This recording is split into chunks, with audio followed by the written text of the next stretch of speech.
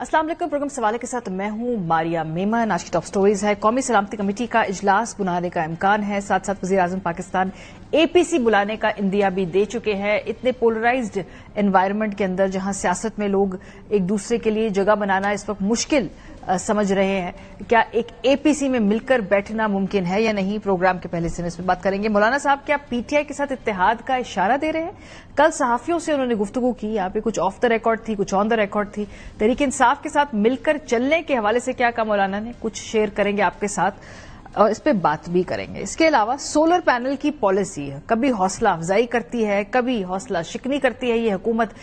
इंतहाई confused power policy इस वक्त इस गवर्नमेंट की हमें नजर आ रही है। इस पे बात करेंगे प्रोग्राम के आखिरी हिस्से में। आगाज करते हैं, गुज़िश्ता 24 घंटों के दौरान 3 बड़े वाकयात दहशतगर्दी के मुल्क में हुए हैं। पेशावर हो, जनूबी वजीरिस्तान हो या टांग, और इस तरीके से गुज़िश्ता 2 हफ्तों के अंदर बड़ी एस्केलेट हो गई हैं दहशतगर्दी के वाकयात इस मुल्क के अंदर। क्या एक जॉइंट रिस्पांस जिसमें पाकिस्तान की तमाम सियासी जमातों को भी बैठना होगा, वक्त की जरूरत नहीं है? बहरहाल दहशतगर्दी के मामले पर कौमी सलामती कमेटी का इजलास बुलाने का इम्कान जरूर सामने आया है। जराये के मुताबिक पार्लियामेंट की कौमी सलामती कमेटी का इजलास, ये बंद कमरा इजलास होगा, बुध को होगा या जुमेरात को मुतवक्के है। जराये ने कहा है कि आला अस्करी क़यादत और इंटेलिजेंस इदारों के सरबराह भी शिरकत करेंगे, जबकि पूरे हाउस को सलामती कमेटी में तब्दील किया जाएगा। आला अस्करी क़यादत खैबर पख्तूनख्वा और बलोचिस्तान में दहशतगर्दी की बढ़ती वजूहात पर ब्रीफिंग देगी। पार्लियामेंट के फैसले की रोशनी में दहशतगर्दों के खिलाफ ऑपरेशन में तेजी लाने से मुतालिक फैसले भी होंगे। इसके अलावा वजीर आजम पाकिस्तान एक एपीसी का जिक्र भी कर चुके हैं कि एपीसी बुलानी चाहिए। जरा आपको सुनवाते हैं। अब हमें आगे बढ़ना है। आज हम सब यहाँ बैठे हैं, पूरे पाकिस्तान की सियासी क़यादत बैठे, और जो जिनको पाकिस्तान से मोहब्बत है वो दिन रात दुआएं भी करते हैं और वो दिन रात तगदो भी करते हैं, वहां सब बैठे। हम अपनी जो आर्म फोर्सेस के लीडरशिप को बिठाएंगे और बैठ के बात करेंगे। कल मौलाना फजलुर रहमान साहब ने गुफ्तगू की है सहाफियों से। वो वापस लौटे हैं काफी अरसे बाद मुल्क में, तो उनसे दहशतगर्दी के बारे में भी पूछा गया, उनसे सियासी सवालात भी पूछे गए। तो उनके बयानात तो गुफ्तगू को 2 हिस्सों में हमने तकसीम किया। पहले जरा दहशतगर्दी से मुतालिक उनके तहफ़्फ़ुज़ात पे बात करते हैं, और फिर उसके बाद जो सियासी तौर पर वो तहरीक इंसाफ को के साथ चलने या ना चलने की बात कर रहे हैं वो भी हम जिक्र करेंगे। मौलाना फजलुर रहमान साहब ने कहा जी कि बलोचिस्तान के मामले पर एक तरफा बयानिया ना देखें, बलोचिस्तान पर बातचीत करनी चाहिए। ये भी कहा कि रियासत ने कहा तो अफगानिस्तान के मामले पर किरदार अदा करने का सोच सकते हैं, हमारे हौसले अब जवाब दे गए हैं। मौलाना ने कहा कि ईरान इंडिया के साथ बातचीत हो सकती, तो ये रवैया अफगानिस्तान के लिए क्यों नहीं है? जेयूआई रहनुमाओं पर हमले करके हमें डराया जा रहा है, लेकिन हम डरेंगे नहीं। उन्होंने कहा कि मुझे भिजवाया गया थ्रेट अलर्ट मज़हका खेज था, तरतीब दुरुस्त न थी। थ्रेट अलर्ट में कहा गया कि आप सियासत, हुकूमत और मजहबी मामलात में मदाखलत कहते हैं। मौलाना का कहना था कि अगर पंजाब ठंडा है तो ये कोई बात नहीं, 2 सूबों को अपने हाल पर छोड़ दिया गया। जब हम निकलेंगे तो ये कहेंगे कि मुल्क का ख्याल करें। प्रोग्राम के पहले हिस्से में हमारे साथ सलमान अकरम राजा साहब मौजूद हैं, secretary general Pakistan Tehreek Insaf, senator Kamran Murtaza साहब हैं, सीनियर रहनुमा है जमीयत उलमा इस्लाम पे। बहुत सेनेटर साहब, आपसे आगाज करते हैं। ये हुकूमत जो इस वक्त एक एपीसी बुलाने की बात कर रही है, आपको लगता है कि इस वक्त क्या तमाम सियासी इख्तलाफात को बुला तो नहीं जाता, को सियासी इख्तलाफात बड़े संगीन हैं, लेकिन कुछ वक्त के लिए क्या कोई आपको लगता है कि एपीसी होती दिखाई दे रही है? हुकूमत की तरफ से आपको संजीदगी नजर आ रही है किसी भी एपीसी के लिए? देखिए, आज वाकई को 4 दिन हो गए ना, तो 4 दिन में अभी तक वो आड़ियां जाड़ियां जो है ना वो चल रही हैं, और संजीदगी जो है वो जितनी नजर आ रही है वो आपको पता चल गई होगी कि उसके बाद जो है ना वो मामला तो उससे भी ज्यादा बड़े होने लग गए हैं। कल नोशी का वाकया हुआ है, कल और भी वाकयात हुए मुख्तलिफ तरह से, तो संजीदगी तो वो हुकूमत की आपको पता चल ही गई होगी। अच्छा, होता यह है कि कहीं पे जब हुकूमत का फेलियर होता है या हुकूमत के साथ आसपास अदारों का फेलियर होता है, तो लोग जो है वो स्टेप डाउन होते हैं, रिजाइन करते हैं, जिम्मेदारी कबूल करते हैं। यहाँ किसी ने जिम्मेदारी कबूल की, ये तो बताया गया कि फलां फलां फलां जिम्मेदार हैं, मगर क्या आप जो हुकूमत कर रहे हैं आपकी भी कोई जिम्मेदारी थी या नहीं, ये तो किसी ने नहीं बताया ना। तो अब ये जो एपीसी वाला मामला था, वो एपीसी वाले मामले में हुआ ये कि एक मुतालबा आ गया कि इमरान खान साहब को भी लाया जाए। अब उस मामले से उससे जान छुड़वाने के लिए अब स्विच कर रहे हैं। वो स्विच इस तरह से कर रहे हैं, वो कहते हैं कि APC کی بجائے پارلیمان کی دونوں جوائنٹ سٹنگ بلوا لیتے ہیں، کیونکہ اس میں عمران خان تو مائنس ہو جائے گا. تو اب یہ جو ہے نا وہ ہم نے جو اپنی سوچ کو جو ہے ترقی دی ہے، وہ اتنی ترقی دی ہے یہ 4-5 دنوں کے اندر کہ ایک شخص کو مائنس کرنے کے لیے کون سا طریقہ کار اختیار کیا جائے. تو پارلیمان بھی بلوائیے یا APC بلوائیے، مگر جو فیصلے ہیں وہ کرنے دیجیے سیاستدانوں کو، سیاسی نمائندوں کو، اور اس کو امپلیمنٹ بھی کروائیے. معاملہ جو ہے وہ صرف اس بات سے آپ ختم نہیں کر سکتے کہ دہشت گردی ہے، معاملہ اس بات سے ختم نہیں کر سکتے کہ اس میں فلاں فلاں ملک انوالو ہے، فلاں فلاں جو ہے نا وہ پرسکرائب آرگنائزیشنز انوالو ہے، بلکہ آپ کو لوگوں کے معاملات کو سیٹل کرنا پڑے گا کہ لوگوں کی تکلیف کیا ہے کہ جس کی وجہ سے یہ حالات پیدا ہو. اور ایسے موقع پہ جو پولیٹیکل یہ جو سیاسی پوائنٹ سکورنگ بھی نہیں کرنی چاہیے. حکومتیں ذمہ دار ہوا کرتی ہیں ایسے موقعوں کو اپنے سیاسی جو کھاتے ہیں ان کو برابر کرنے میں نہیں لگانا چاہیے. لیکن کیا آپ سے براہ راست یا حکومت میں سے کسی نے رابطہ کیا ہے APC کے حوالے سے، یا یہ جو قومی سلامتی کمیٹی کا اجلاس ہونے جا رہا ہے اس حوالے سے آپ کو اعتماد میں لیا ہے JOIF کو؟ میرا خیال ہے کہ اعتماد میں نہیں لیا گیا ہوگا، کیونکہ مجھے جو بات اڑتے اڑتے پہنچی تھی تو پرسوں میں نے بات کی تھی اپنا مولانا صاحب سے. خود تو میری بات نہیں ہوئی تھی، ان کے سیکرٹری کو میں نے انفارم کیا تھا کہ یہ بات جو ہے نا APC کی بات چل رہی ہے تو ذرا مولانا صاحب کے ذہن میں ڈال دیجئے. تو اس وقت تک وہ جو ہے وہ اویئر نہیں تھے اس معاملے سے. یہ پھر بعد میں ان کے پاس بھی، میرا خیال ہے میں غلط بھی ہو سکتا ہوں، مگر بعد میں شاید یہ اس طرح سے میڈیا سے یہ خبریں ان تک پہنچی ہوں گی اور کسی نے رابطہ نہیں کیا ابھی تک. کیونکہ رابطہ اس لیے نہیں کیا کہ سنجیدگی نہیں ہے اس بات پہ. اگر سنجیدگی ہوتی تو معاملات جو ہے نا وہ کچھ بہتر ہو گئے ہوتے، لوگوں کو اعتماد میں لیا گیا ہوتا، لوگوں کے دکھوں کو جو ہے نا ان کے ساتھ جو ہے نا وہ ان کی اشک شوئی کی جاتی، ان کے ساتھ بیٹھا جاتا، ان سے معافی مانگی جاتی. وہ تو کسی نے کہا کہ کسی کو مار دیتے ہیں، کسی نے کہا دوسرے کو مار دیتے ہیں. تو یہ مارنے سے اور قتل کرنے سے یہ معاملات ٹھیک نہیں ہوتے اور نہ ہوں گے. سینیٹر صاحب، آپ کو لگ رہا ہے کہ شاید اب APC نہ ہو، وہ جو ساری گفتگو پہلے APC میں کرنی تھی جیسے آپ نے کہا، اب وہ پارلیمنٹ کے سیشن میں ہو جائے گی جو قومی سلامتی کمیٹی کا ہو. APC ہوتے ہوئے آپ دیکھ رہے ہیں ایک شخص کو مائنس کرنے کے لیے، میرا خیال ہے جو میری جو فیلنگز ہیں وہ ایک شخص کو مائنس کرنے کے لیے اب اس طرح سے سوئچ کیا جا رہا ہے. صحیح. سلمان اکرم راجہ صاحب، یہ گفتگو آپ سن رہے ہیں. APC جو کامران مرتضی صاحب ہیں ان کو تو لگ رہا ہے کہ ابھی چونکہ قومی سلامتی کمیٹی کا اجلاس ہوگا، ایوان کو ایسا کمیٹی چونکہ وہ کنورٹ کر دیا جائے گا تو سب جماعتیں وہاں پہ ہوں گی، شاید APC کے امکانات اب نہیں ہیں. آپ اس اوپینین سے اگری کرتے ہیں یا آپ کو لگتا ہے کہ کہیں نہ کہیں APC کی گنجائش ہے اور ہونی بھی چاہیے بیٹھ کے تمام جماعتوں کی؟ ہونی تو یقیناً چاہیے. دیکھیے، کامران مرتضیٰ صاحب نے بہت صحیح باتیں کی ہیں. اس ملک میں چاہے بلوچستان اسمبلی ہو، چاہے وفاق میں سینٹ ہو یا قومی اسمبلی ہو، مسئلہ یہ ہے کہ یہ تمام اسمبلیاں جو ہیں نمائندہ اسمبلیاں نہیں ہیں. جس طرح آپ نے الیکشن کرائے ہیں اس کے نتیجے میں جو اسمبلیاں وجود میں آئی ہیں وہ عوام کا اعتماد نہیں رکھتی. اگر آپ انہی اسمبلیوں میں پھر کھیل کھیلیں گے تو یہ تو دکھاوا ہے صرف. اس کا مطلب یہ ہے کہ آپ حقیقتاً حل نہیں چاہتے.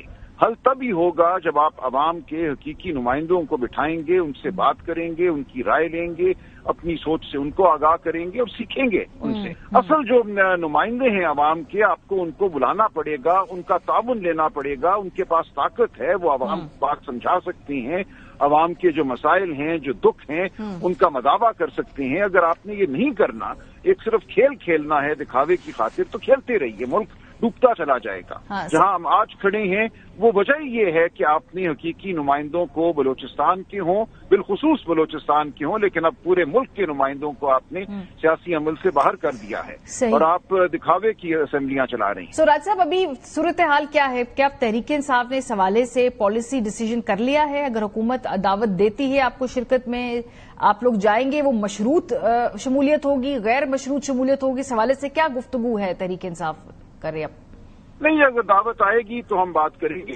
یقیناً عمران خان صاحب سے ہم مشاورت بھی کریں گے اس حوالے سے، اور ہمیں امید ہے کہ اس ہفتے ہماری ملاقات کرائی جائے گی. پچھلے ہفتے پھر ملاقات نہیں کرائی گئی. 5 مہینوں سے جو سیاسی رفقا ہیں ان کو عمران خان صاحب سے دور رکھا جا رہا ہے.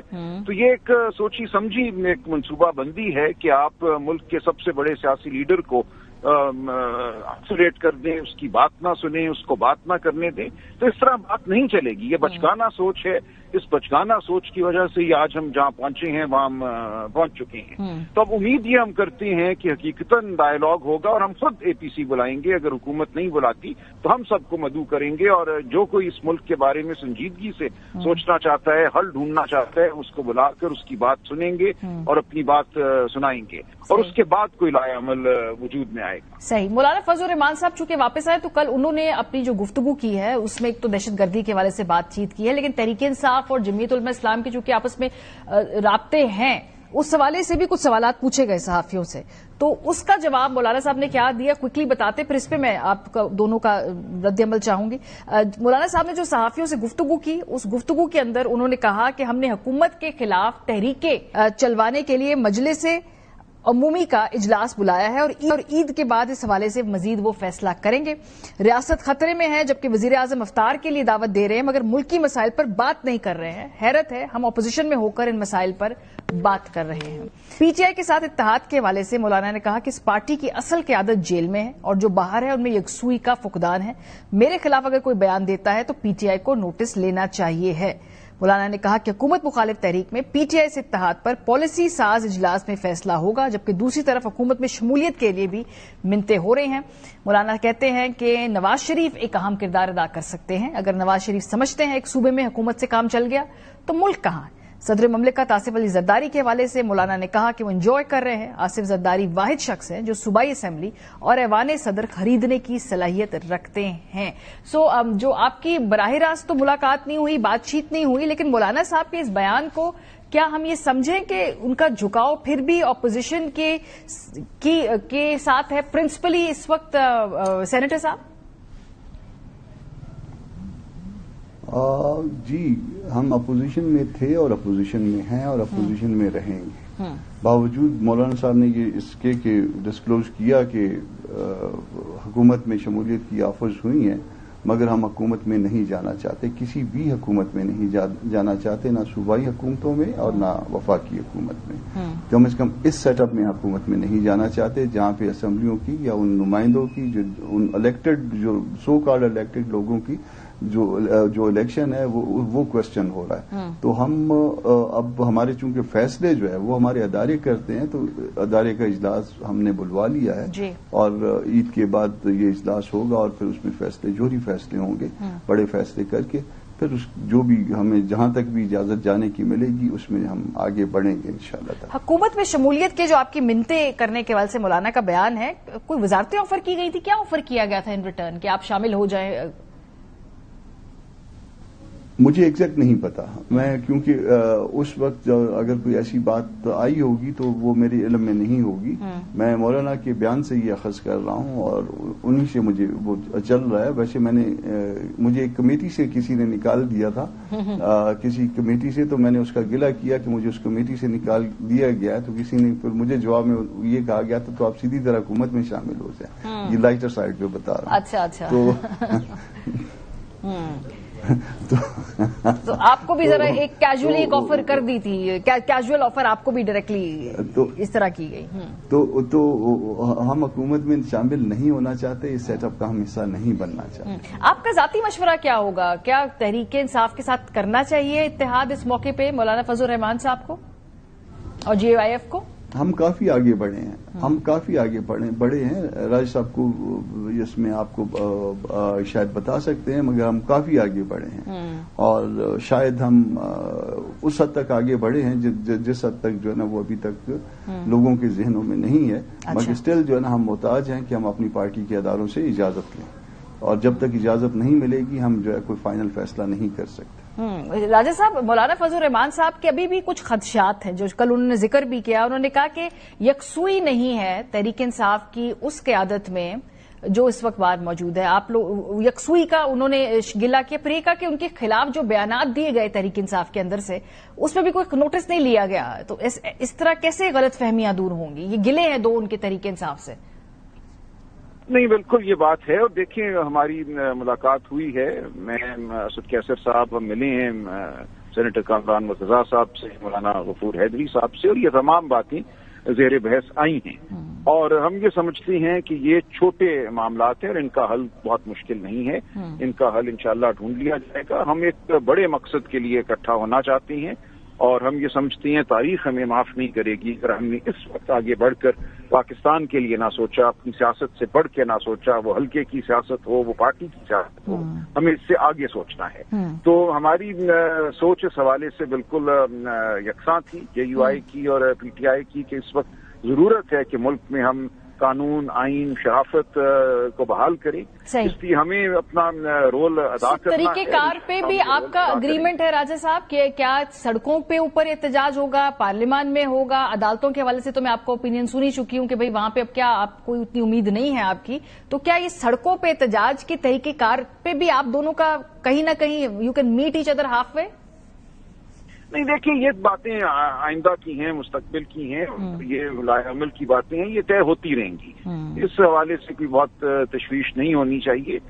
سڑکوں پہ ہم پہلے بھی آئے ہیں, آئندہ بھی آ سکتے ہیں. کب آنا ہے کب نہیں آنا یہ مشاورت ہوگی اور مشاورت کے ساتھ ہی انشاءاللہ ہم آگے بڑھیں. نواز شریف کردار ادا کر سکتے ہیں سینیٹر صاحب, یہ بھی مولانا صاحب نے کہا. کیا کردار نواز شریف صاحب تو حکومت میں ہیں, اب اس سے آگے بڑھ کے کس قسم کے کردار کی توقع لگائے بیٹھے ہیں آپ لوگ کہ ان کو کرنا چاہیے؟ وہ تو حکومت میں ان کی پوزیشن تو بڑی کلیئر ہے.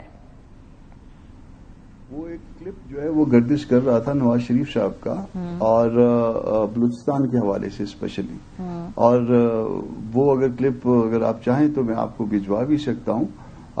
ہم وہی کردار جو ہے نا, جو اس کلپ میں جو انہوں نے کہا تھا, جو اس وقت ان کا سٹینڈ تھا, ہم وہی کردار ان سے چاہتے ہیں بلوچستان کے حوالے سے. جو وہ اس کلپ میں انہوں نے جو ہے اس وقت جب وہ زیر عتاب تھے انہوں نے جو کچھ کہا تھا, اور اس کے ساتھ ساتھ ہم دوسری جو ہماری چاہت ہے وہ کہا کرتے تھے کہ ووٹ کو عزت دو.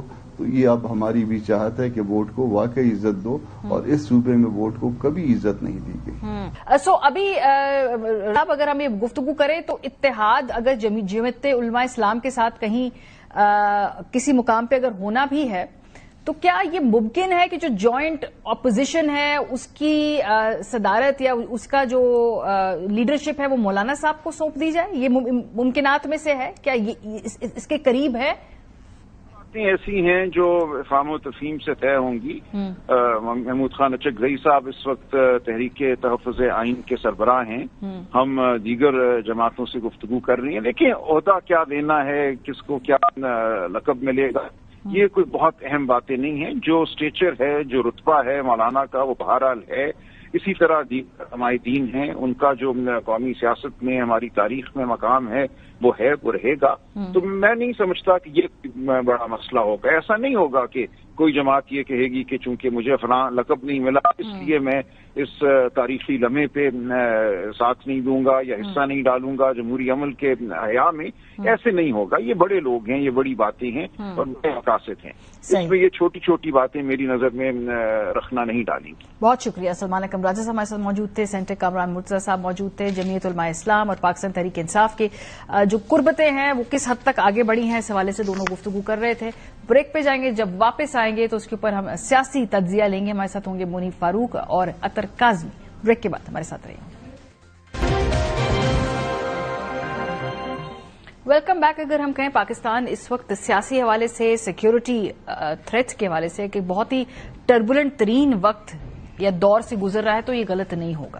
اس کے دو حصے, ایک تو ہم دیکھ رہے ہیں کہ گزشتہ 2 ہفتوں میں جو دہشت گردی کے واقعات ہیں جس طرح سے ایسکلیٹ ہوئے ہیں اور جس طرح کی قومی یکجہتی کی اس وقت ضرورت ہے وہ ہمیں نظر نہیں آ رہی ہے. اس موقع پہ بھی سیاسی پوائنٹ سکورنگ بھرپور کی جا رہی ہے تمام طرف سے, سیاسی PTI کی طرف سے بھی اور PMLN حکومتی اتحاد کی طرف سے بھی. دوسری طرف جو اندرونی طور پہ مولانا فضل الرحمان صاحب کی واپسی کے بعد جو وہ گفتگو کر رہے ہیں, جس طرح کی گفتگو کر رہے ہیں اور جن حوالے سے وہ ایک تحریک چلانے کا اندیہ دے رہے ہیں, وہ حکومت کے لیے کیا کوئی سیاسی چیلنج بن سکتی ہے؟ تو یہ دو مکھی اس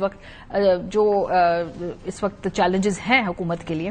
اس سے جڑے بہت ساری اور گفتگو ہے, وہ کریں گے ہم پروگرام کے حصے میں. اطہر کاظمی صاحب ہمارے ساتھ اسلام آباد اسٹوڈیو میں, منیب فاروق صاحب ہمیں لاہور سے براہ راست جوائن کر رہے ہیں. بہت شکریہ آپ دونوں کا.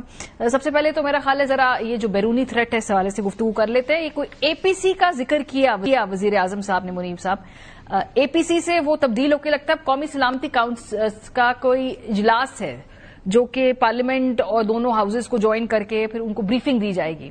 سو یہ کیا ہوگی؟ اے پی سی ہوگی یا یہ قومی سلامتی کونسل کا جو بھی قومی سلامتی کمیٹی ہے اس کے اجلاس میں ہی معاملات ہوں گے؟ دیکھیے بہت شکریہ. جو نیشنل سیکورٹی کمیٹی ہے وہ تو اسینشلی آپ کو پتا ہے اس کی کمپوزیشن ہمارے سامنے ہی ہے. لیکن اگر اس کو بنانا ہے، آپ نے کوئی ایک یونینیمس کوئی ایک اپروچ رکھنی ہے اور تمام سیاسی جماعتوں کو شامل کرنا ہے، پھر تو آپ کو فلام حالہ ایک اے پی سی بلانی پڑے گی، یعنی جس میں ساری جماعتوں کو بلایا جائے. اور خاص طور پر جو بلوچستان کی جماعتیں ہیں، چاہے ان کی نمائندگی ہے پارلیمان کے اندر یا نہیں ہے، یا وہ جا چکے ہیں پارلیمان سے، پھر بھی آپ کو ان کو بلانا پڑے گا. لیکن ایشو یہاں پر جو سب سے بڑا ہے وہ یہ ہے کہ ملک کی جو سب سے بڑی اپوزیشن کی جماعت ہے اس وقت، یا انفیکٹ میں کہوں جو سب سے بڑی جماعت ہے جن کے پاس اپنے عددی اکثریت بہت زیادہ ہے، خیبر پختونخوا میں ان کی حکومت ہے، وہ تحریک انصاف ہے. وہ یہ سمجھتے ہیں کہ عمران خان صاحب کو اس کانفرنس میں بلائے بغیر بات نہیں بنی. تو مجھے لگتا ہے کہ پھر تو یہ ایک نان سٹارٹر ہے، یہ کبھی مکمل طور پر تو معاملات نہیں ہوں گے، کیونکہ حکومت تو کبھی نہیں چاہے گی کہ عمران خان صاحب کے لیے کوئی ایسا کنسیشن کریٹ کیا جائے کہ بے شک ایز وی اسپیک اس وقت وہ کنوکٹڈ ہیں، ان کو باہر بلایا جائے اور ان کو یا وایا ویڈیو لنک ان کو کسی اے پی سی کے اندر ان کی شمولیت یا ان کی مشاورت ہو، شامل ہو. میں نہیں سمجھتا کہ ایسا ہوگا فی الحال تو. اور نہ ہی مجھے لگتا ہے کہ اس کی ایک بات تو یہ ہے کہ شاید یہ ممکن بھی نہیں ہے. دوسرا یہ کہ اگر حکومت یہ کرتی ہے تو انویریبلی عمران خان صاحب کے حوالے سے جو اس وقت حکومت کا بیانیہ ہے وہ تو یہ ہے کہ جی وہ تو ارریلیونٹ ہو چکے ہیں. حالانکہ میں نہیں سمجھتا کہ یہ بات فیکچولی درست ہے، لیکن اگر ان کو بلا لیا جاتا ہے پھر تو یہ بات ویلیڈیٹ ہو جائے گی کہ عمران خان صاحب آج بھی مکمل طور پر ریلیونٹ ہے. صحیح. لیکن جس طرح کی دہشت گردی کا اس وقت سامنا ہے، کیا یہ اس وقت یہ ڈیبیٹ کرنی چاہیے کہ کیا ریلیونس ہونی چاہیے، اس کو ہمیں اکنالج کرنا ہے یا نہیں کرنا؟ کیا یکجہتی اس وقت فوکس نہیں ہونا چاہیے، اور کیا وہ یکجہتی خان صاحب کی انکلوژن کے بغیر ممکن ہے یا نہیں ہے؟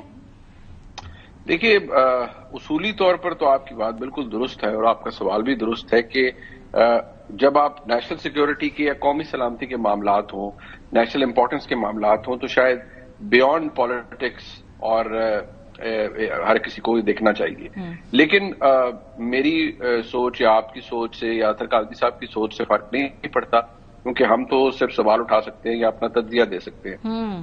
لیکن جہاں یہ فیصلے ہوتے ہیں وہاں پر اگر سوچ یہ ہے کہ نہیں کچھ کام ملک کے حق میں درست ہیں وہ ایسے کرنے ہیں، کچھ کام ملک کے حق میں درست نہیں ہے ان کو دوسرے طریقے سے کرنا ہے، تو پھر شاید زمینی حقائق کو دیکھا جاتا ہے. یہ دیکھا جاتا ہے کہ کیا کسی شخص کی اہمیت اس لحاظ سے ہے کہ اس کو اس اے پی سی کے اندر ہونا ضروری ہے، یا اس شخص کو اگنور کرنا ملک کی مفاد میں زیادہ ضروری ہے. تو یہ ڈیپینڈ کرتا ہے کہ جو فیصلہ ساز لوگ ہیں یا فیصلہ ساز قوت ہے ان کی سوچ کیا ہے. اے پی سی کو اناؤنس کیے بھی تقریباً کوئی 24 گھنٹے سے زیادہ ہو چکے ہیں. جو دعوت دی ہے وزیر اعظم صاحب نے بھی اناؤنس نہیں کی ہے. اس دوران ہمیں کوئی سیاسی طور پہ کوئی حرکت نظر نہیں آئی ہے کہ وہ کسی کو دعوت دے، اپوزیشن سے رابطہ کرے. وہ تو سینس آف ارجنسی ہوتی ہے کہ بھئی یہ اتنے ہمارے بڑا تھریٹ ہے. اور دوسرا جو ڈسکورس ہے پارلیمنٹ اور سینٹ کے اندر، وہ تو ایسے لگ رہا ہے کچھ ملک میں ہوا ہی نہیں ہے. ایک نارمل سی پولیٹیکل ڈیبیٹ ہے اور پوائنٹ سکورنگ ہو رہی ہے اکراس دا بورڈ. دیکھیں یہ بڑا امپورٹنٹ پوائنٹ ہے آپ کا. پہلی بات تو یہ ہے کہ ان سب لوگوں کو شرم آنی چاہیے جو اس قسم کے انسیڈنٹ کے اوپر بھی سیاست کرتے ہیں، چاہے کسی سائڈ سے بھی کریں، اور جو سوشل میڈیا پہ ٹھٹھے لیتے ہیں یا کسی اور جگہ پہ جا کے اپنے پوائنٹ سکورنگ کے لیے باتیں کرتے ہیں. اس موقع پہ آپ کو کوئی نہ بھی بلائے نا، یہ جتنے سیریس حالات ہیں، یہ and of the day Pakistan کا مسئلہ، یہ شہباز شریف صاحب کا مسئلہ یا کسی اور شخصیت کا مسئلہ نہیں ہے. سیاسی جماعتوں کو ویٹ نہیں کرنا چاہیے کہ جی ہمیں بلا رہا کون ہے. اس موقع کے اوپر آپ نے لیڈرشپ دکھانی ہے، آپ نے سامنے آنا ہے اور چیزوں کو بہتر کرنا ہے. دوسرا، اب جو آپ نے بات کی سینٹ ہو جائے، قومی اسمبلی ہو جائے، یہ بڑا انفارچونیٹ ہے. وہاں پہ اگر آپ گفتگو سنیں، وزیر دفاع آئیں گے تو وہ تحریک انصاف والوں پہ الزامات لگاتے ہیں، تحریک انصاف والے ان کے حوالے سے کچھ بات کرتے ہیں، اور حکومت کی شخصیات جو ہیں، دیکھیں اینڈ آف دا ڈے آپ کی حکومت ہے. 3 آپ کے جو ہیں وہ امور داخلہ کے وزیر ہیں، ایک وفاقی، ایک مملکت، ایک مشیر. اس کے علاوہ آپ کی حکومت ہے بلوچستان کے اندر بھی. اب آپ یہ دیکھیں کہ پیپلز پارٹی کی وہاں پہ حکومت ہے، ان کا وزیر اعلیٰ ہے، ان کی لیڈرشپ کدھر ہے، وہ اس میں کیا کردار ادا کر رہی ہے. تو ان سب نے مل کے اس کے اوپر نہ صرف قوم کو باتیں سنانی ہے بلکہ وہ جوابات بھی دینے کہ بھائی اس نہج پہ چیزیں کیوں پہنچی ہیں. تو اس میں ہر سیاسی قوت کا کردار ہے. اگر اس کو سیریسلی انہوں نے نہیں لیا تو اینڈ آف دا ڈے پھر پھر حالات اس نہج پہ جائیں گے کہ شاید پھر خدا نخواستہ ان کے لیے مزید مشکلات ہوں. لیکن اس وقت اگر اے پی سی ہوتی ہے تو تحریک انصاف کی موجودہ قیادت کی شمولیت آپ دیکھتے ہیں کہ اس میں ہوگی یا وہ مشروط ہوگی, غیر مشروط ہوگی, یا عمران خان صاحب کی موجودگی کے بغیر اے پی سی فروٹفل نہیں ہوگی؟ دیکھیں, پہلی بات تو یہ ہے کہ اے پی سی بلانے کا کیا مقصد ہوتا ہے. اے پی سی بلانے کا مقصد یہ ہوتا ہے کہ ملک کے جتنے لوگ ہیں ان سب کی نمائندگی وہاں پہ ہو.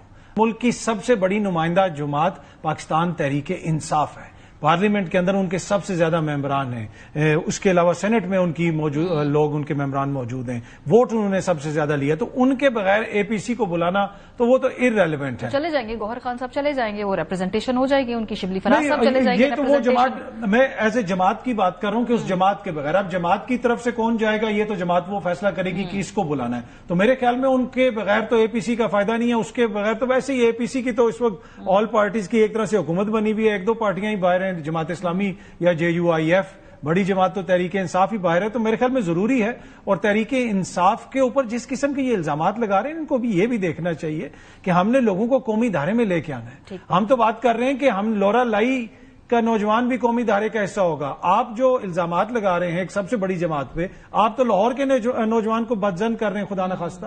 تو یہ اپنے اپنے تھوڑے تھوڑے جو سیاسی پوائنٹس سکوریں گے اس کو کم کریں دونوں طرف سے, اور چیزوں کو اس طرف لے کے جائیں جہاں پہ اس کا کوئی حل نکلے. اور اس میں جو خوفناک اینگل ہے نا, جس پہ صوبائیت کا جو کارڈ کھیلا جا رہا ہے, یہ بھی بڑا انفارچونیٹ ہے کہ بھئی آپ ایسے موقع پہ یکجہتی جہاں پہ ضرورت ہے آپ اس میں پختون, پنجابی اور بلوچ اور اس کارڈ کو اور اس خاص میں طور پہ صحافی بھی حصہ ڈالتے ہیں. بالکل ٹھیک بات ہے, میں یہ دیکھ رہی تھی کہ اب سیاستدانوں کو ہم کیا کہیں, انہوں نے تو ووٹ لینے, ہم نے کون سے ووٹ لینے. ہمیں دیکھنا چاہیے کہ یہ کسی ایک قومیت کا مسئلہ نہیں ہے, یہ کسی ایک سیاسی جماعت کا مسئلہ نہیں ہے, کسی ایک ادارے کا مسئلہ نہیں ہے, یہ پاکستان کا ایشو ہے. اس پہ ہم سب کو تھوڑا سا جو ہے نا, اگر کہیں پہ ہم سمجھتے بھی ہیں کہ شاید ہمیں تھوڑی سی چیزوں کو کیسے کہتے ہیں نا پس پش ڈال دیں, اگنور کر دیں سیاسی طور پہ, تو وہ اگنور کریں اور اس کو حل کریں. معاملے افسوس کی بات ہے 2014 کے بعد جو ہم نے دیکھا کہ ایک یکسوئی تھی, تمام سیاسی جماعتیں ساتھ بیٹھی, ایک نیشنل ایکشن پلان بنا, اتنی بڑی ٹریجڈی جو APS تھی اس کے بعد یہ ہوا. اس موقع پہ وہ سینس آف ارجنسی یا یکجہتی نظر نہیں آ رہی. منیر, تھوڑا سا آگے بڑھتے ہیں. مولانا فضل الرحمان صاحب کل ایکٹیو ہوئے, کل صحافیوں سے انہوں نے ملاقات کی, بات چیت کی, اور ساتھ یہ بھی کہا کہ وہ اپنی پولیٹیکل موومنٹ جو بھی ہوگی اس کے بارے میں فیصلہ کر کے جلد ہی اطلاع دے دیں گے, عید کے بعد کریں گے. جو ان کی باتوں سے ہنٹ ہے وہ یہ کہ حکومت کے ساتھ تو بالکل نہیں چلنا چاہتے. تحریک انصاف JUI کے درمیان آپ فاصلے کم ہوتے دیکھتے ہیں کیا؟ دونوں کسی کے اتحاد کا حصہ بن سکتے ہیں یا ابھی بہت مراحل ہیں اس کے؟ دیکھیے, جو پچھلی ملاقات تھی وہ تو مثبت تھی. جو سلمان راجہ صاحب ملے یا اسد کیسر صاحب ملے, وہ تو جو غفور حیدری صاحب سے یا جو دوسرے سینیٹر ہیں کامران مرتضیٰ صاحب, ان سے جب ملاقات ہوئی وہ تو مثبت ملاقات تھی. لیکن یہ بات ذہن میں رکھیے کہ جو اصل مسائل ہیں وہ ماضی کی تلخیوں کے اوپر بیس کرتے ہیں. لیکن ایشو یہ بھی ہے کہ کیا عمران خان صاحب کی جانب سے جب یہ کہا جائے گا کہ اگر کوئی اس الائنس میں آ رہا ہے تو وہ ہمارے پر احسان کر کے نہیں آ رہا, تو دیکھیے ایسے رویے سے تو پھر الائنسز نہیں بن پاتے. اور دوسری بات یہ بھی ذہن میں رکھیے گا کہ مولانا فضل الرحمان صاحب, وہ ونس بٹن ٹوائس شائے والی بات ہے. مولانا فضل الرحمان صاحب کے ساتھ حکومت نے بھی کچھ اچھا نہیں کیا, اور بے شک ان سے نیاز بندی سب کی ہے, لیکن مولانا صاحب میرے خیال میں وہ وقت کے ساتھ ساتھ پہلے بھی بہت ذہین اور زیرک سیاستدان تھے. شاید ان کو وہ اب ہر ایک کو بڑا بخوبی سمجھتے ہیں, تحریک انصاف کو بھی اور حکومت کو بھی, اور میں اگر یہ کہوں گا کہ وہ اسٹیبلشمنٹ کو بھی بڑا اچھا سمجھتے ہیں. تو اب دیکھنا یہ ہے کہ مولانا فضل الرحمان صاحب اس پورے معاملے میں, جسے انگریزی میں ہم کہتے ہیں نا کہ از ہی سولڈ آؤٹ آن دس. سو میرے خیال میں یہ it is a little too early to say all this, because مجھے نہیں لگتا کہ وہ 100% اس پورے ایشو کے اوپر سولڈ آؤٹ ہیں. اس لیے کیونکہ ان کو ابھی بھی لگتا ہے کہ کچھ چیزیں جب تک درست نہیں ہوں گی تو آگے نہیں چلا جا سکتا. اور سب سے امپورٹنٹ فیکٹر دیکھیے, ذہن میں رکھیے, علی مین گنڈا پور صاحب رائٹ لیفٹ اینڈ سینٹر مولانا صاحب پر تنقید کرتے ہیں. ان تمام تر تلخیوں کی موجودگی میں مولانا صاحب کے ساتھ کوئی معاملہ آگے چل سکتا ہے, یہ سوال اپنی جگہ موجود ہے. اور دوسری بات یہ ہے کہ کیا پھر دیکھیے الائنس بننا, پھر الائنس کی اپنے TORs بننا کے لیے کیسے چلنا ہے, پھر حکومت کو گرانے کی اسٹریٹجی بنانا, پھر حکومت کو گرانے کے لیے ایک اٹیمپٹ کرنا, یہ بہت سے مراحل ہیں. ان میں مجھے ابھی لگتا ہے وقت لگے گا. یہ مولانا صاحب کی دوبارہ ایکٹیو ہونا، آپ کو لگتا ہے تحریک انصاف کے ساتھ مل کے مولانا صاحب کوئی موومنٹ چلائیں گے، یا وہ سیاسی طور پہ ان کی ایک ریلیونس ہے، ان کا بڑا قد ہے، کردار ہے، اس بات پہ وہ کلیئر ہے کہ گورنمنٹ کے ساتھ نہیں جانا ہے، لیکن اپوزیشن وہ جدا کانہ حیثیت میں اپنی کر رہے ہیں، کیا تحریک انصاف کے ساتھ آپ کو لگتا ہے کہ کوئی ایک مشکل تھریٹ حکومت کے لیے وہ بن سکتے ہیں؟ دیکھیے اس میں دو چیزیں ہیں، ایک چیز تو مولانا کی سائڈ کی اور ایک تحریک انصاف کی سائڈ کی. اگر آپ مولانا کی سائڈ کی دیکھیں، تحریک انصاف کے بہت سارے لوگوں نے مولانا سے بہت ساری امیدیں لگائی ہوئی ہیں، لیکن اگر آپ مولانا کا کیریئر دیکھیں، ان کی سیاست کو دیکھیں، ایک تسلسل ہے. کشمیر کمیٹی، LFO، 26ویں آئینی ترمیم، ہر جگہ پہ جہاں پہ نظام تھوڑا سا پھنستا ہے، مولانا نظام کو بچانے کے لیے وہاں پہ اپنا کردار ادا کرتے ہیں. ابھی اگر کوئی یہ سمجھ رہا ہے کہ مولانا سڑکوں پہ نکلیں گے اور وہ نظام کو تہس نہس کر دیں گے اور جناب ایک نئی حکومت آ جائے گی، وہ حکومت کو گرا دیں گے، مجھے وہ ہوتا ہوا نظر نہیں آ رہا. مولانا اس سسٹم کے اندر مولانا کی اہمیت ہے. جتنے ان کو ووٹ پڑتے ہیں وہ تو اپنا حلقہ علی امین سے نہیں جیت سکتے، تو جتنے کم ان کو ووٹ پڑتے ہیں، جتنی کم ان کی سیٹیں ہیں، جس قسم کی سیاست اس وقت ہوتی ہے اس نظام میں بند کمروں کی، اس میں مولانا کی اہمیت ہے. اگر وہ اس میں تبدیلی کوئی آتی ہے تو مولانا کی اہمیت تو ختم ہو جائے گی. بڑے مواقع تھے، ابھی وزارتیں تھیں، مختلف اور طریقہ کار تھے. مولانا کہہ رہے ہیں کہ گورنمنٹ نے مجھے کہا کہ آپ ہمارے ساتھ تعاون کریں، وہ نہیں لی انہوں نے. وہ دیکھیں نا، DI خان سے بھی وہ ہار گئے، ان کی خاندان کے دیگر لوگوں کے ساتھ کیا ہوا، پشین سے جا کے ان کو جیتنا پڑا، وہ کس طریقے سے جیتے وہ بھی ایک بحث ہے. تو اس وجہ سے مولانا نے اینڈ آف دا ڈے اپنا ووٹ کو بھی تو بچانا ہے، وہ سب کچھ کرنا ہے. لیکن اگر کوئی یہ سمجھ رہا ہے کہ مولانا اپنے ورکر کو لے آئیں گے اور وہ تحریک انصاف کے ساتھ اسٹریٹ ایجیٹیشن کرے گی، وہ مجھے ہوتا ہوا نظر نہیں. اس میں ووٹ پہ زیادہ نقصان ہے تحریک انصاف کا، کیونکہ ایک دوسرے کے نظریاتی حریف ہے نا یہ، یا حکومت کے ساتھ اس وقت جو ہے سیاسی جو بات چیت ہے، کیونکہ جب یہ 26ویں ترمیم کے بعد مولانا صاحب کا یکدم پاپولیرٹی کافی ہوئی، جس کو یہ تھا نا کہ شاید وہ رکاوٹ بن جائیں بیچ میں، جب سب لوگ ان کے پاس جا رہے تھے وہ پاپولیرٹی تھی. 26ویں آئینی ترمیم آ گئی، مولانا اگین ووٹر کی نظر میں ریلیونٹ ہو گئے، ووٹر کی نظر میں ان کی اتنی اہمیت نہ رہی. اب دوسرا اس میں جس طرح آپ نے تحریک انصاف کا ذکر کیا وہ بھی بڑا امپورٹنٹ ہے. علی امین صاحب آئے روز جس قسم کے بیانات دیتے ہیں مولانا صاحب کے حوالے سے، پھر اگر مولانا تو میرے خیال میں علی امین سے اتنے مایوس نہیں ہوں گے. اگر علی امین سے حقیقی معنوں میں کوئی مایوس ہے تو وہ تو عمران خان صاحب ہیں کہ بھائی تم خود تو تحریک چلا نہیں سکتے، شاید مولانا کے ساتھ مل کے ہم کچھ چلا لیں تو تم وہ بھی نہیں چلنے دیتے. پھر کل بھی مولانا نے وہاں پہ ذکر کیا، علی امین صاحب کا بھی ذکر آیا، شیخ وقاص صاحب کا بھی ذکر آیا، یہ کہ جناب کیا ہوگا. میرے خیال میں پھر انہوں نے کہا کہ جو تحریک انصاف کی سنجیدہ قیادت ہے تو نہ علی امین یا شیخ وقاص صاحب ہو جائیں، یہ انتہائی قابل احترام لوگ ہیں، لیکن انہوں نے کوئی الائنس نہیں بنانا.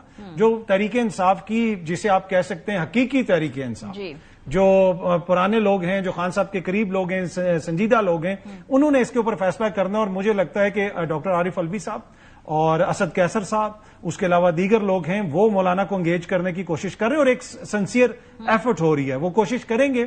لیکن مجھے یہ لگتا ہے کہ ان سب کو مایوسی ہوگی، مولانا ان کے ساتھ سڑکوں پہ نہیں آئیں گے. ایک اور جو ہم گزشتہ 10 دن سے بیان بازی دیکھ رہے ہیں منیب صاحب، وہ سندھ کے پانی کے حوالے سے ہے. 2 پریزیڈنٹ زرداری صاحب نے جو جتنے بھی ایڈمنسٹریٹو آرڈرز ہیں اس میں انڈورسمنٹ ہے، لیکن سیاسی طور پہ وہ ایک بیانیہ بنا رہے ہیں پانی کے ایشو کے اوپر.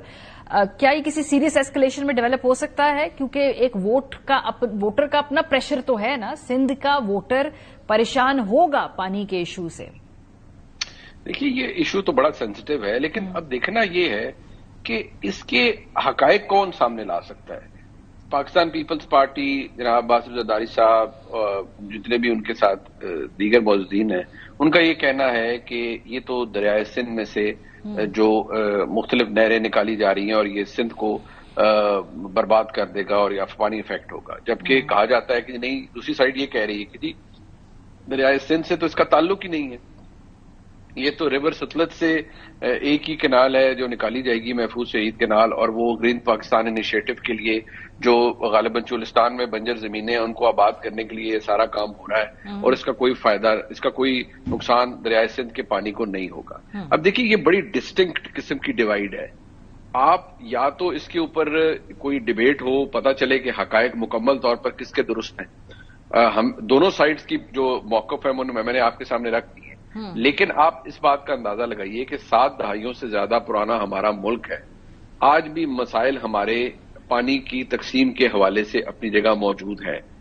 لہذا ایک تو یہ دیکھنے کی ضرورت ہے. دوسری بات یہ ذہن میں رکھیے گا، یہ اتحاد ایک خاص قسم کی ایڈہیسو سے یا ایک خاص قسم کی رسی سے بندھا ہوا ہے. اور اس رسی کے اوپر ایک بہت بڑا یا اس زنجیر کے اوپر ایک بہت بڑا تالا لگا ہوا ہے، اور اس تالے کی چابی نہ آصف زرداری صاحب کے پاس ہے نہ میاں نواز شریف صاحب کے پاس ہے، اس کی چابی کہیں اور ہے۔ جب تک یہ تالا لگا رہے گا یہ تمام سیاسی معززین اس بندھن میں بندھے رہیں گے، جب وہ تالا کھل جائے گا تو پھر ہر کوئی اپنا رستہ لے گا۔ لیکن اس فیصلے کی سندھ کے پانی کے حوالے سے بڑا ایک تشویش ہے، سندھ کے اپنے جو لوکل کانسٹیچوئنسیز کے اندر، اور پیپلز پارٹی کی اگر کوئی سپورٹ بیس ہے تو وہ سندھ ہے نا، انٹیریئر سندھ ہے، سو کیا اس کی سیاسی قیمت پیپلز پارٹی کو ادا کرنی پڑے گی؟ دیکھیے پیپلز پارٹی کی سیاست تو اب ایک بڑی محدود سی ہو گئی ہے، وہ سندھ کے اندر ہی اور سندھ کے معاملات پہ ہی سارا ہم دیکھتے ہیں، آل دو کہ جس لیول کی جماعت تھی پیپلز پارٹی، آج تو اگر خیبر پختونخوا میں کچھ ہو رہا ہے یا کسی اور جگہ پہ، اس سب کے اوپر بات ہونی چاہیے تھی کہ کیا اس سے پیپلز پارٹی کو کوئی اثر پڑتا ہے۔ المیہ دیکھیں کہ کوئی وہ ڈسکشن میں ہی نہیں ہے، بلوچستان میں ان کی حکومت ہے، کوئی تنقید بھی نہیں کر رہا ان پہ، جھوٹے منہ بھی تنقید نہیں کر رہا کہ بھائی تمہاری حکومت نے وہاں پہ کیا کیا، تو اس سے آپ پیپلز پارٹی کی ریلیونس کا اندازہ لگائیں اوور آل۔ ہاں اپنے صوبے میں یقیناً وہ اس کو کیپٹلائز کرتے ہیں، اس کے اوپر پولیٹیکل نعرے بھی لگاتے ہیں، لیکن جب یہ نہروں کی بریفنگ دی جا رہی تھی وہ ایوان صدر میں صدر مملکت صاحب نے اس اجلاس کی صدارت کی، انڈورس کیا، باقاعدہ اعلامیہ جاری کیا، اور انہوں نے کہا کہ اس پہ سائڈوں پہ کنکریٹ بھی لگانا ہے نہروں کے اوپر تاکہ نہریں صحیح بنے۔ اب کس منہ سے یہ سندھ کی عوام کو جو ہے وہ یہ بیانیاں بیچ رہے ہیں کہ جی ہم نے اس کی مخالفت کی ہے؟ دیکھیں اس کو دیکھا جائے، اگر یہ پاکستان کے حق میں ہے، اگر اس سے پاکستان کا فائدہ ہوتا ہے تو اس میں کسی کو سیاست نہیں کرنی چاہیے۔ ہاں اگر اس چیز میں کہیں سے سندھ کا جو وہاں کا کسان ہے اس کو نقصان ہو رہا ہے، اس کی فصلوں کو نقصان ہو سکتا ہے، تو پھر سینٹر بھی دیکھے کہ جو سندھ ہے وہ متاثر نہ ہو، اس کا کوئی ایسا حل نکالا جائے کہ جو ہم زمین آباد کرنا چاہتے ہیں وہ آباد بھی ہو لیکن اس قسم کے حالات بھی پیدا نہ ہو۔ کانفلکٹ ریزولوشن کوئی ہمارا اتنا اسٹرانگ ٹریٹ ہے نہیں، اگر 75 سال اپنی تاریخ کو دیکھ لیں۔ آخری سوال جو میں پوچھوں، اگر منیب، کل مولانا فضل الرحمان صاحب نے گلہ کیا نواز شریف صاحب سے، انہوں نے کہا کہ کوئی کردار اگر ادا کر سکتا ہے اس پوری صورتحال میں جو سیاسی غیر یقینی ہے، اس پہ نواز شریف صاحب وہ کردار ادا کر سکتے تھے اور انہوں نے نہیں کیا۔ کس قسم کا کردار نواز شریف صاحب ادا کر سکتے؟ ان کی تو کلیئر پوزیشن ہے، وہ اس حکومت کا اسٹیٹس کو کا حصہ ہے۔ دیکھیے مولانا صاحب بڑی قابل احترام شخصیت ہیں، بزرگ ہیں، ان کی رائے اپنی جگہ، ان کی اوپینین اور ان کا میاں نواز شریف صاحب سے ایک بڑا دیرینہ تعلق ہے، سیاسی اختلاف یا اتحاد ہونا وہ اور بات ہے۔ میں صرف اتنا ضرور عرض کروں گا کہ دیکھیے اگر ملک میں سیاسی عدم استحکام ہے تو دیکھیے آج جو نظام ہے، میں یہ پہلے بھی عرض کر چکا ہوں اور میں آج دوبارہ اور زیادہ اس کو قوت سے انڈورس کروں گا کہ اس نظام کے پرنسپل سگنیٹری میاں نواز شریف صاحب ہیں۔ اگر یہ نظام ایگزیوٹ کر رہا ہے سیاسی عدم استحکام کو اور سیاسی بے یقینی کو تو یہ میاں نواز شریف صاحب کی مرضی اور منشا کے مطابق ہے۔ اگر یہ نظام مضبوط ہے اور اس میں پولیٹیکل سٹیبلٹی موجود ہے تب بھی میاں نواز شریف صاحب اس کے پرنسپل سگنیٹری ہیں، اور اس کے ایک اور سگنیٹری بھی ہیں، وہ ہیں جناب آصف زرداری صاحب جی، وہ جو صدر مملکت ہیں۔ اب دیکھیے ملک میں سیاسی عدم استحکام کچھ دن پہلے میاں نواز شریف صاحب نے فرمایا کہ یہ مصنوعی ہے۔ دیکھیے بصد احترام یہ مصنوعی نہیں ہے، یہ نظر آتا ہے، یہ اب ایز وی اسپیک یہ ٹینجبل ہو گیا ہے، یہ آپ کو نظر آتا ہے کہ یہ اپنی جگہ موجود ہے۔ ہاں میں یہ بات ضرور آپ کو بالکل اپنی خبر کی بنیاد پر عرض کر سکتا ہوں کہ اس عدم استحکام کی بھی اب ریلیونس نہیں رہی، کیونکہ جواب یہ آتا ہے کہ عدم استحکام ہے، اچھا بالکل ہے، لیکن کیا ملک رک گیا ہے؟ جواب ہے نہیں۔ کیا معیشت ڈوب گئی ہے؟ جواب ہے نہیں۔ کیا میکرو اکنامک فگر ڈوب گئے ہیں؟ نہیں، جواب اس کے الٹ ہے۔ تو جب آپ کو آگے سے اس طرح کا جواب یا اس طرح کا موقف ملے تو آپ سوچ میں ضرور پڑ جاتے ہیں کہ اچھا پھر یہ عدم استحکام ریلیونٹ ہے یا نہیں ہے۔ میرے نزدیک تو ریلیونٹ ہے، کیونکہ اگر لانگ ٹرم بیسس پہ دیکھا جائے تو ملک وہی آگے بڑھ سکتا ہے جس میں سیاسی کھینچا تانی نہ ہو، لیکن شاید ہمارا ڈی این اے اب ایسا ہے کہ ہمیں اس کے ساتھ ہی کہتے ہیں کہ وی ہیو ٹو سروائیو دس، اور اس کے ساتھ ہی زندہ رہنا پڑے۔ 2025 میں مولانا فضل الرحمان صاحب نواز شریف صاحب سے 2022 والی توقعات لگا کر بیٹھے ہوئے ہیں، وہ کہیں پیچھے رہ گئے وہ نواز شریف؟ لیکن نواز شریف صاحب کو تو خود بھی جو 2022 والا نواز شریف ہے اس کی تلاش ہے، وہ تو مولانا صاحب پتہ نہیں کون سے نواز شریف صاحب کو ڈھونڈ رہے ہیں۔ دیکھیں میاں صاحب نے تو جو سب کے سامنے ہے، انہوں نے وکٹری سپیچ کی الیکشن کے بعد، وہ بھی سب کے سامنے ہے، ان کی صاحبزادی کی حکومت ہے، بھائی کی حکومت ہے، تو اس وقت تو سیاسی طور پہ وہ ارریلیونٹ ہیں۔ آپ کو میں ضرور کمپلیمنٹ کروں گا کہ آپ نے نواز شریف صاحب کا کم از کم ذکر تو کیا، مولانا صاحب نے ذکر کر دیا، مولانا نے ذکر کر دیا اور آپ کو ذکر کرنا پڑے گا، لیکن اس اسٹیچر کا جو لیڈر ہو، کسی کو اچھا لگے یا बुरा लगे तो वजीर आजम रह चुके हैं 3 दफा, एक पॉपुलर लीडर रह चुके हैं, लेकिन इस वक्त वो इररेलेवेंट हुए हैं। और इररेलेवेंट होने की वही वजह है कि जिस किस्म की सियासत वो कर रहे हैं, उनका एक बयानिया था, उस बयानिया को उन्होंने बहा दिया और उसके बाद से जो है फिर ये सारा सिलसिला चल रहा है। तो मुझे नहीं लगता कि नवाज शरीफ साहब की कोई इस 2025 की सियासत में कोई बहुत ज्यादा, अनलेस कि एकदम से कोई ड्रामेटिक चेंज हो।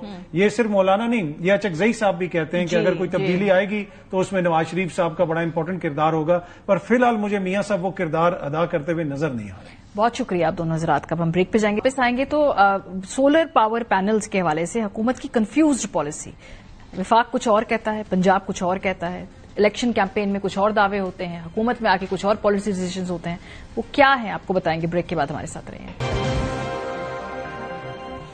Welcome back. पाकिस्तान के अंदर तवानाई का बहरान आज नहीं बात नहीं है, ये कई दहाइयों से है। और हमने देखा 2015 में नवाज शरीफ साहब की हुकूमत के अंदर जब आईपीपी प्रोजेक्ट्स लगाए गए, उसके बाद बार बार जब कीमतें बढ़ी और उनके सम्राट सामने आना शुरू हुए, तो गुज़श्ता इलेक्शन से पहले पीएमएलएन ने कहना शुरू कर दिया कि बिजली की कीमतें नीचे लाएंगे, साथ साथ सोलर पैनल या सोलर पावर जनरेट करने के मंसूबों को फरोग देंगे ताकि लोगों की जो जेब है उस पर कम बोझ पड़े। और ये दावे इलेक्शन कैंपेन्स में बार बार किए गए।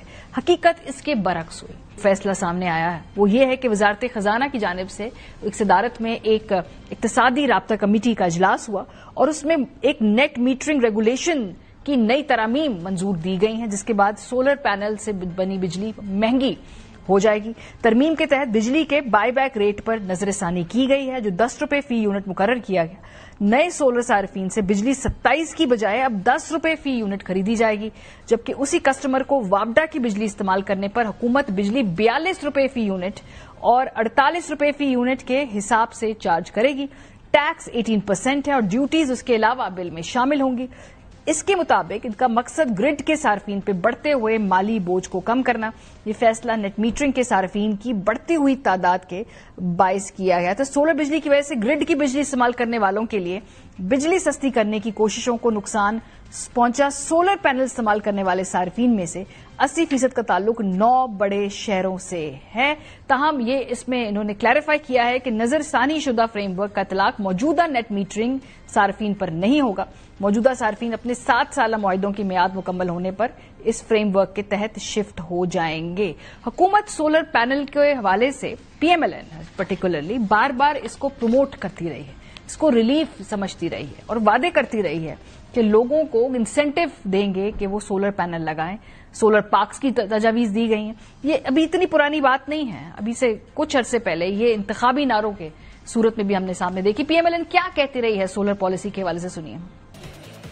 Solar is the name of the game. शमसी तवानाई है, इसको अल्लाह ताला ने पाकिस्तान को माला माल किया। इससे ज्यादा और क्या हमारी खुशकिस्मती हो सकती है कि बगैर तेल गैस के हम बिजली पैदा करें। पंजाब में मरीम नवाज साहबा ने वहाँ पर सोलर का बहुत बड़ा मनसूबा बनाया। मैं यहाँ पर जनाब सरदार वैश लगारी साहब की खिदमत में अर्ज करना चाहता हूँ, solar is the name of the game period. उसके अलावा और कोई चीज नहीं। तो शमसी तवानाई है वो बिल्कुल करेंगे इंशाल्लाह। मेरा ये ख्वाब है कि जो छोटा कंज्यूमर है, जो 300 यूनिट्स एंड बिलो, उनको जो सोलर पैनल्स हैं वो हम दें। बिल आज देते वो उससे बहुत कम हो ताकि उनको रिलीफ मिले। उस पर भी मैं काम कर रही हूँ और बहुत जल्दी इंशाल्लाह वो मैं पॉलिसी भी लेकर आऊंगी।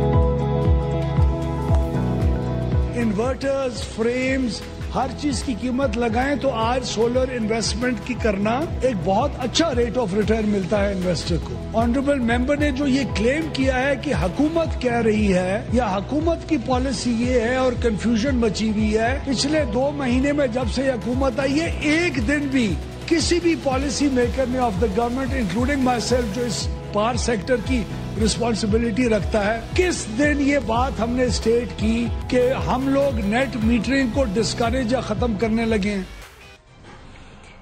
ये हुकूमत बनने के चंद महीनों बाद के बयानात है कि जिसमें उन्होंने कहा कि सोलर जो पावर है ये फ्यूचर है, इसी से लोगों की कुव्वत खरीद जो है उसमें जो है फर्क पड़ता है और लोगों की जेब पे बोझ नहीं डलेगा।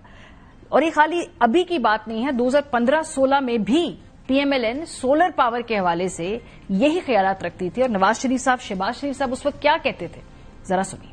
पैनल्स का समुंदर नजर आता है यहाँ पे, यानी ये इलाका जो है जो कुछ भी नहीं इस जमीन से उगता था, ये बिल्कुल ये डेजर्ट जैसे पहले कहा गया है कि डेजर्ट था और आज उस पे इंशाल्लाह 100 मेगावाट बिजली जो है वो जनरेट हो रही है। कल जाके ये 900 मेगावाट बिजली जनरेट करेगा, जो पाकिस्तान में सोलर का सबसे बड़ा कारखाना नहीं बल्कि दुनिया में सोलर का सबसे बड़ा प्लांट होगा। जनूबी पंजाब जो है वो पाकिस्तान में बलूचिस्तान के बाद दूसरा इलाका है जहाँ पर सूरज की शुआएं जो हैं वो इस जावी में पड़ती हैं कि जहाँ पर मैक्सिमम ये शमसी तवानाई पैदा हो सकती है। तो इसीलिए हमने भावलपुर को उस रेगिस्तान को मुर्गुजार बनाने के लिए हमने सिलेक्ट किया। एक ही साल में हुकूमत ने सोलर पैनल्स की और हौसला अफजाई से हौसला शिकनी तक की जो पॉलिसी में यू टर्न लिया है, ये भी बहुत कमाल है। प्रोग्राम का वक्त खत्म हो गया। अपना फीडबैक देना मत भूलिएगा। ख्याल रखिए। खुदा हाफिज।